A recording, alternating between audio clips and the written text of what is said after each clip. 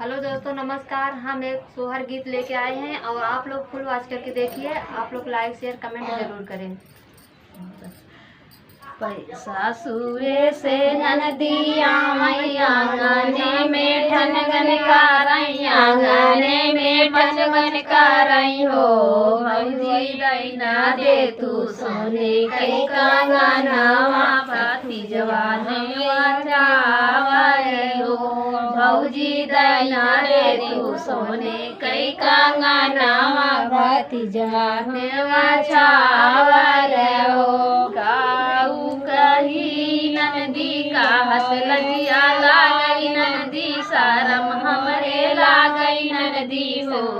अरे कांगना तलाई गई मुसाड़िया कांगनवा कहाँ पाई कैसे हमारे हो अरे कांगना तलाई गई मुसाड़िया कांगनवा कहाँ पाई कैसे हमारे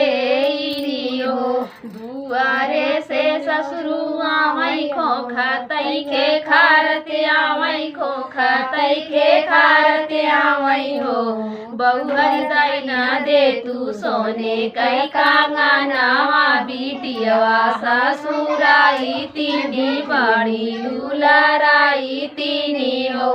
बहुहर दैना दे तू सोने कई कांगनवा बिटियवा ससुराई तीनी बड़ी दुलाराई तीनी हो सासुरु तोहार का संतो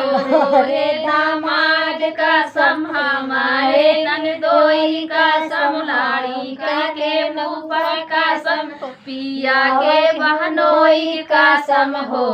यारे कांगना तलाई गई मुसाड़िया कांगनवा कहाँ देवाई गाई से हम देई हो अरे कांगना तलाई गई मुसाड़िया कांगनवा कहाँ पाई गाई से हम देई हो।